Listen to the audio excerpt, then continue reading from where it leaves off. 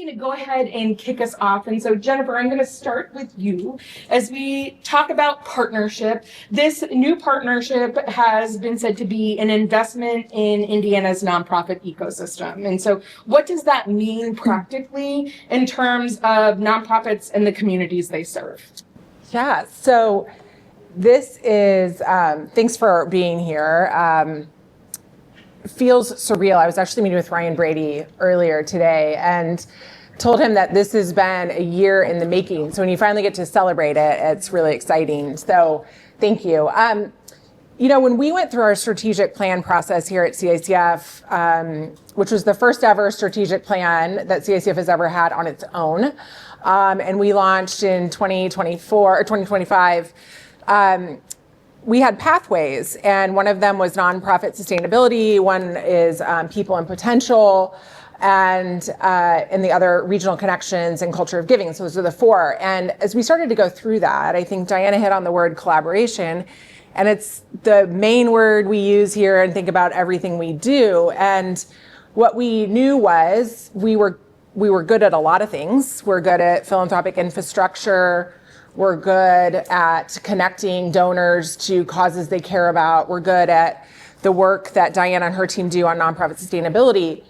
But we also knew all of the great work that Charitable Advisors does. And so why recreate the wheel and why try to figure it out on our own? And so when Brian and I started talking about what this could look like, it only enhances the incredible work that they've done for 25 years. And how could we each find our synergies together, which we feel like we're better together, to do all of those things for all of you in this room and in our communities. And what we know is that nonprofits need more than funding.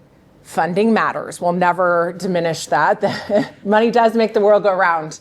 But they need support. They need training. They need care. They need an ear. They need a shoulder to cry on. They need all those things. And we feel like we can do that together. And what's really important for us is elevating all of the work that you're doing and making those connections. Yeah. You want me to jump in? You want to jump in? Would you like to talk a little bit about how you are helping power the people who are doing this work? So, yeah. And the kind so I have to let you ask the question before I answer it, don't I? This is only semi-rehearsed. So Jennifer talked about the pathways and the nonprofit ecosystem and nonprofit people and potential, are big pieces of that puzzle. And I think that, I say we're kind of a natural fit because we already have a lot of the components there with our job board and salary survey and, some of the other things that we've been doing. And as we're getting kind of acclimated and learning about the partnership, learning about possibilities that we've already stepped into. I think I had somebody introduce themselves to me today that our first kind of initiative starts in August that we're partnering with Jeremy York. I don't think I've seen Jeremy yet. And Invigorate HR to do a management supervisory training cohort. And we saw that as a gap. If you want a leadership training program, you can find 20 of them. But if you're a new supervisor and you want to get to know other mid-level managers in nonprofits, there aren't really many places for you to go. So we thought we saw a gap there, so we stepped into that. We're also having, as we're brainstorming, we're having conversations about the potential of a nonprofit conference. Because right now we do have conferences, but we tend to stay in our own lanes. We don't bridge across to different parts of the nonprofit community. So I think there's opportunities there. Jeff and I actually just got off a phone call. We're just the whole issue around, this is a big ask or a big question, but the whole issue around development director and development staff turnover and tenure, right? What can we do to step into extending tenure, making that a more sustainable role in nonprofits? I was having breakfast with a friend a couple weeks ago, and he said that from his standpoint, it's a terrible job to be a development director in a small nonprofit right now.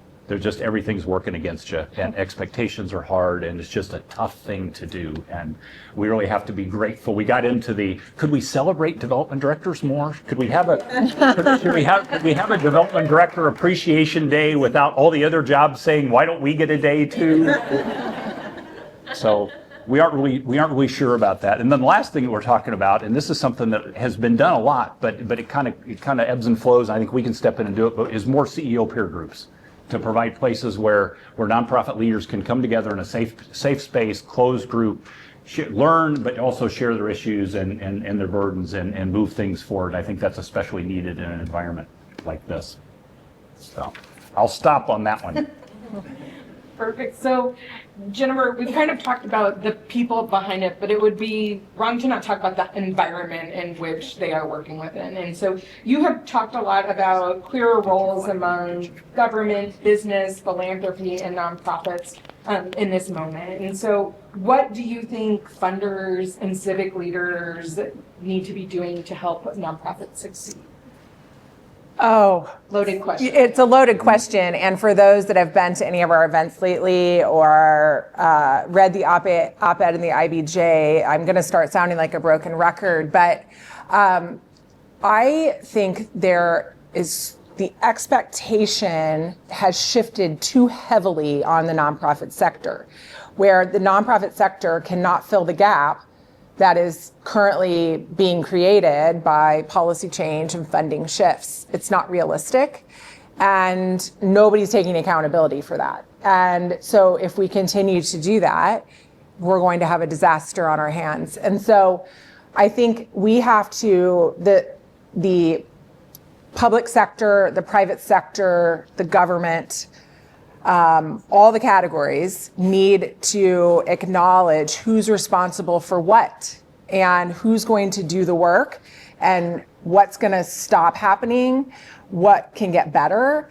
And the reality, like I said, is that philanthropy can't fill the gap that's being currently created, and it's going to set an unfair expectation on our nonprofit ecosystem. And so we have to get clarity around that.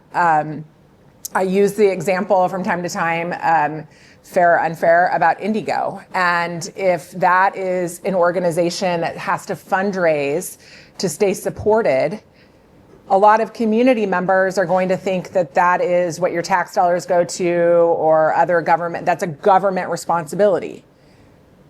We have to clarify that. Is it? Or we probably all have differing opinions on that. But I think we have to get real clarity around what those expectations are and who's going to be responsible for what. So naming it and then owning it is what we need to do.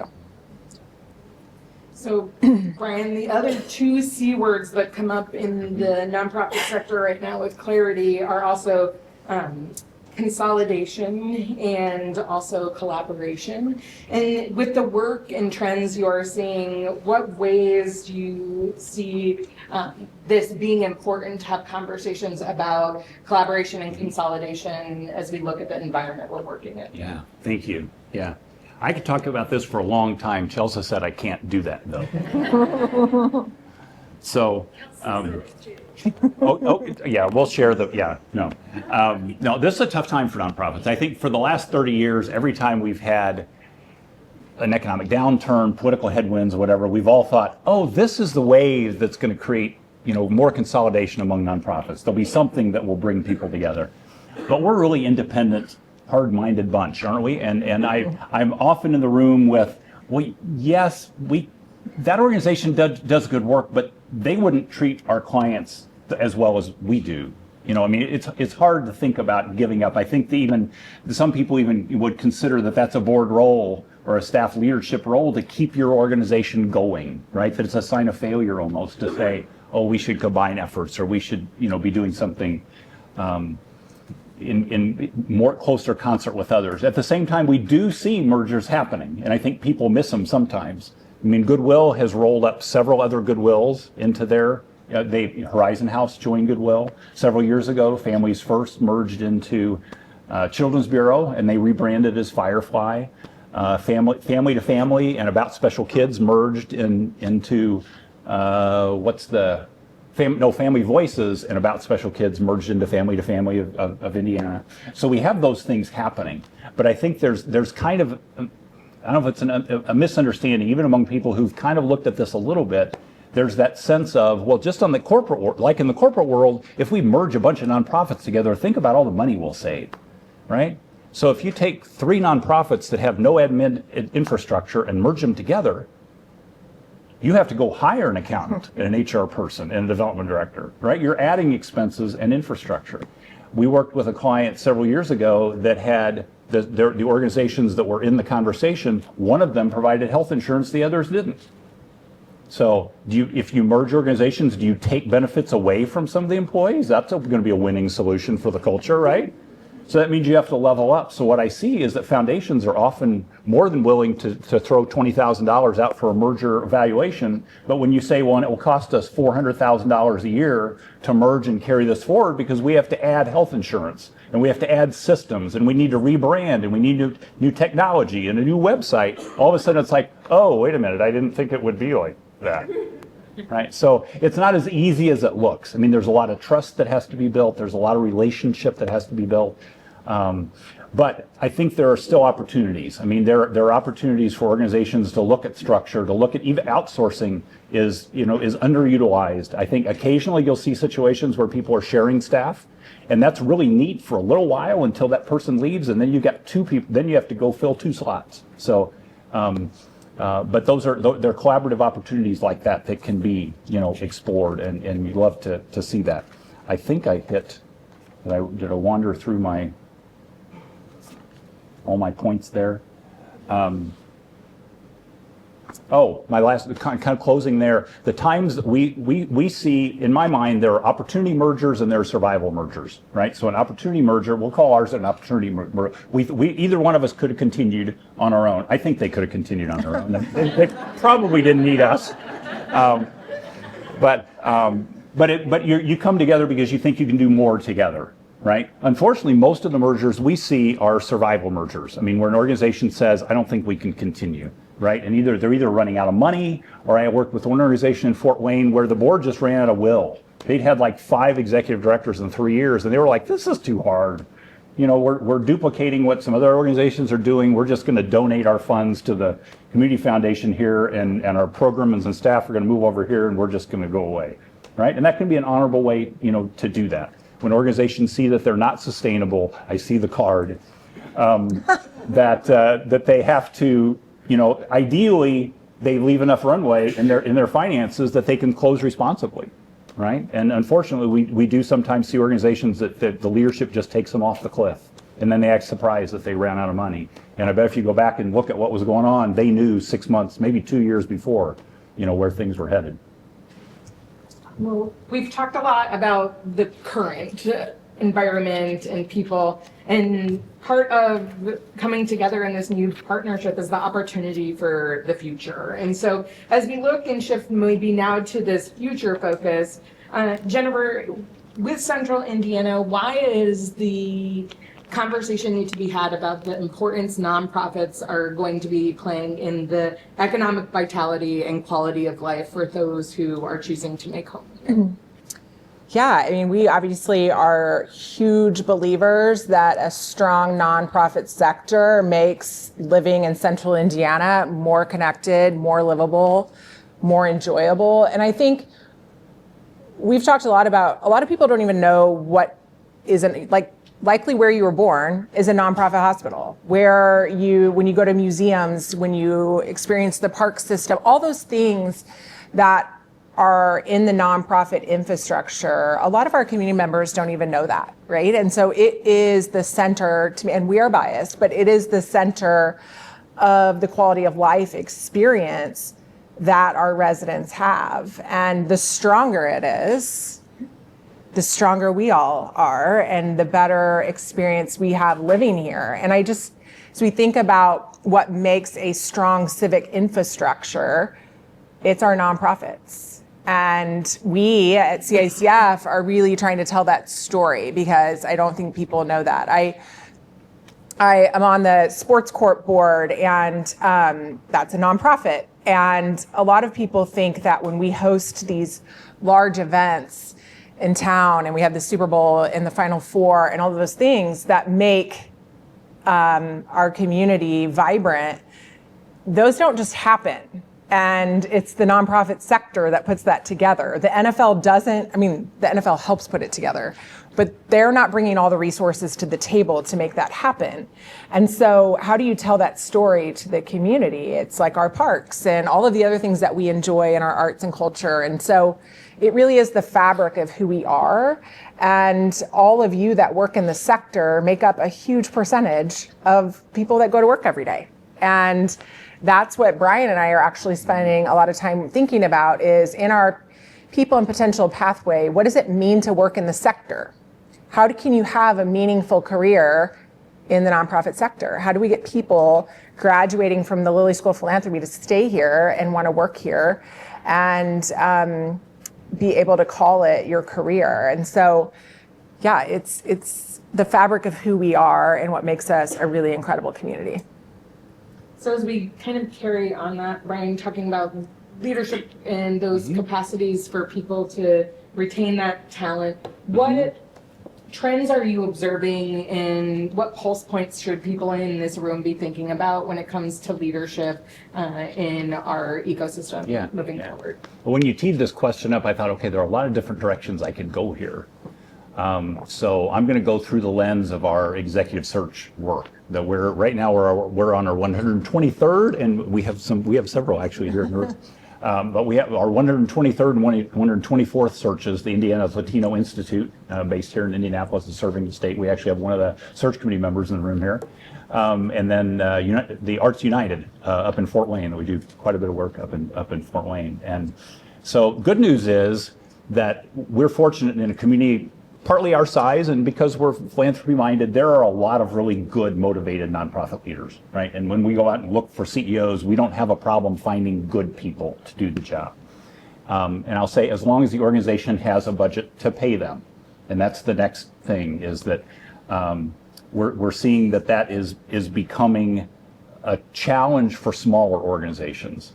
You know, that if they can't pay, they'll say, well, we need somebody who has the full skill set for an executive director. And we can pay $47,000. And say, well, we cannot help you with that. I mean, I think we wouldn't take your money to do the search. That's not going to be a successful, effort to be able, to do that.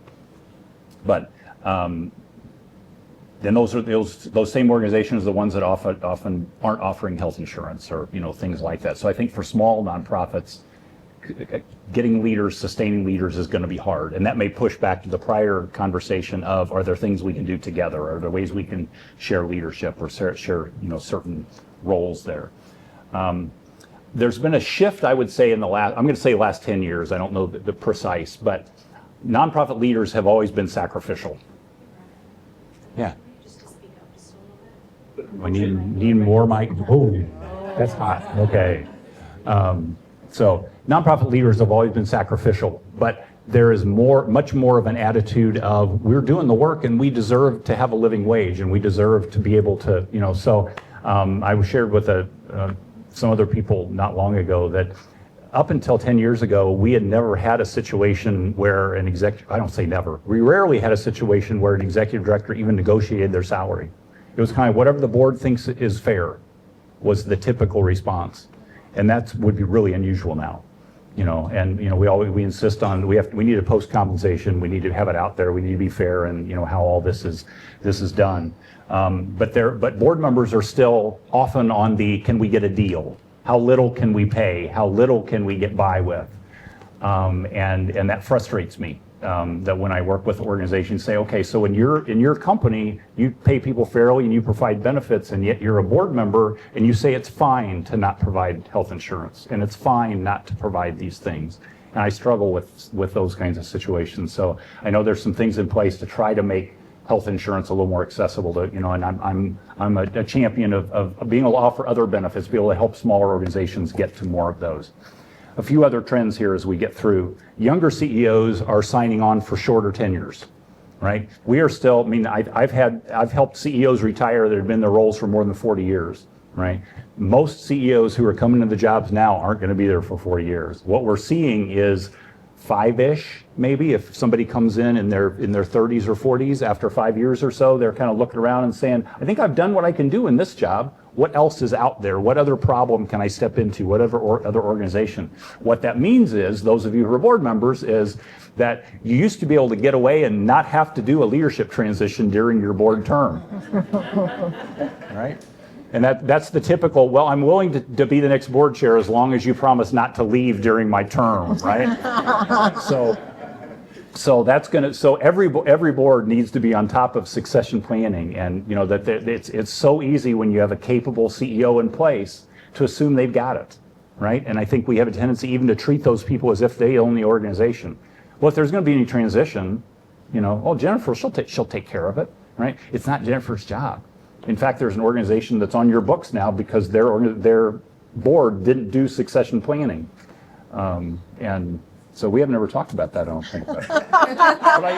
But I use as an example all the time without names. So 2 more things. One is that we're finding that the nonprofit CEO role is not as desirable to as wide a number of people as it used to be, right? I think that the idea of being on 724 and, I'm the executive director, I'm responsible for this organization, whether I'm at the grocery or I'm with my family or I'm in the boardroom, isn't everybody's cup of tea. So I think that there's going to be probably a leadership shortage of some sort, whether that leads to any type of collaboration, consolidation around that, I don't know. But at some point, leadership's going to be tight. And then I think that also could lead to more kind of co-leadership models. There's been research done there. In advocacy organizations, it tends to happen more. It's a little bit easier to do. What I see it happening here is a little bit more kind of organically, that you can have a leadership team, that a few people who've been there a few years who work really well together and complement each other, that they'll start working more as co-leaders versus hierarchically.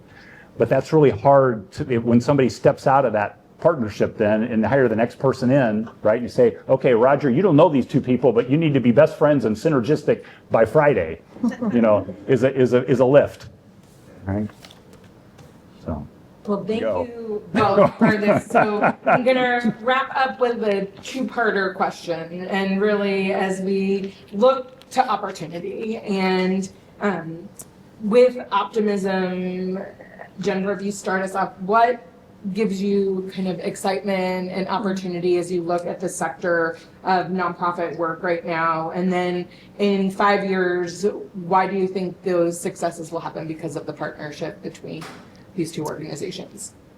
What gives me hope is being around all of you. The last 2 years, I know, have been some of the hardest that you all have ever experienced.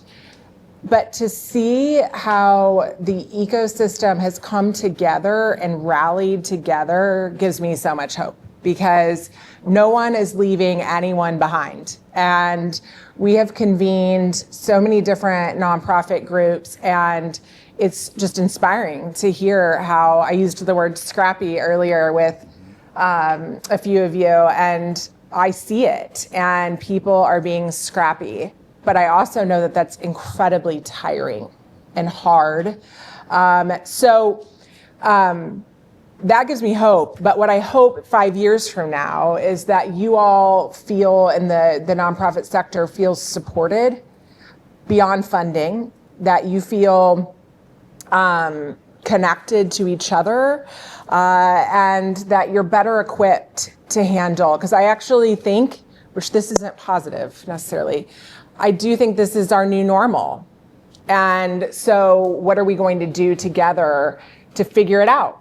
And we here, Brian and I, and all of the CICF and Charitable advisors, and I see Rob from the Indianapolis Foundation, everybody in this floor is here to support all of you. And I hope that our boards, one of the things we hear from our friends at the endowment and other places is that they're worried about boards. They're worried about board development. They're worried about the pipeline. They're worried about how equipped board members are to help organizations. So I hope through the work that Brian and his team do, and you, Diana, and others, that the boards feel equipped and supported. And I hope that funders understand what you all need. And I hope that you tell us that too. So yeah, I'm hopeful, and not every day, but most days. And seeing all of you here makes me hopeful. And like I said, the messages we get, and we were talking about cohorts, and the team here is leading a new CEO cohort that's actually going to be wrapping up soon. Because one of the things we heard is that new CEOs, which we defined as less than 3 years in your seat, do not feel connected to each other, and they don't know where to turn, and they don't know where to vent, and they don't know where to get support. And we're in this together, and it's really great to have people come together like that. And so I hope we're able to continue to offer those things, and that you continue to tell us how we can best support you. All right, Brian, you want to wrap up? I get to your go ahead and words jump of in with that? wisdom? Okay. Okay, I'll try not to. So yeah, thank you all for being here. Thank you for the work that you do, and I'm echoing Jennifer's thoughts there. I've seen, for 26 years, we've been kind of building bridges and filling gaps, and that's what I feel like we're going to get to do in even bigger and better ways as part of this partnership. And so some of the things that I could go on for a while, but and I have already, I know, I apologize, but I think we see developing even more strong working partnerships, building bridges between funders, between counties, between organizations that I feel like we've always tried to step into situations and say it's not about us, it's about the community, it's about the organizations that are part of it, and just to move that forward. We love to co-develop a Central Indiana nonprofit leadership kind of community. Where there's bits and pieces of that. Leadership Indianapolis does great things, and they're, and United Way does great things, and there's all these pieces. And how do we, get together and do some of those things, even better? We work with a lot of businesses, our sponsor partners. We want to expand opportunities for them and how they can engage and how they can support the nonprofit sector. We had a conversation this morning with a partner that we're developing, and he said, well, we do have to make money, but we're in this also because we want to help the community. And that tends to be the heart of most of the partners we work with. They are businesses, they have to make money, they have to, in order to sustain themselves, but not all businesses are really interested in investing in the community, right? And they become our partners, because of that. We want to find more effective ways for nonprofit leaders to connect to the resources, to the people and the consultants that they need. I have conversations with organizations almost every week, and they say, it's more work to put an RFP together than it is to do the project I'm trying to solve. It's too hard, right? How do we make that more efficient? How do we bridge that, in a better way?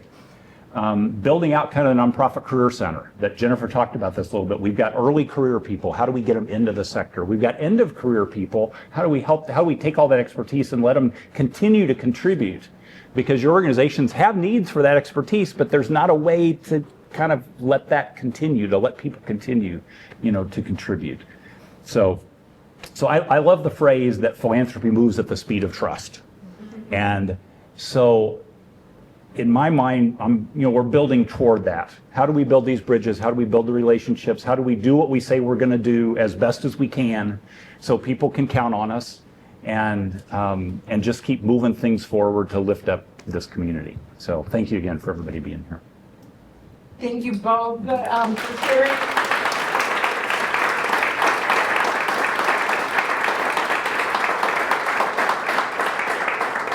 Thank you for your leadership to make this partnership happen and the work that goes on behind the scenes. And hopefully all of you have left with a new nugget of wisdom, or a new question to ask, or a conversation to have. Or bring a new idea. Exactly. More ideas. Huh? More ideas. More ideas. More ideas. And being a part of those ideas. I think that's the other thing, is we are about, as I started out, this is about collaboration, partnership. And so new ideas don't need to just live as an idea. They're made better because of people in this room who come together to make them come to fruition.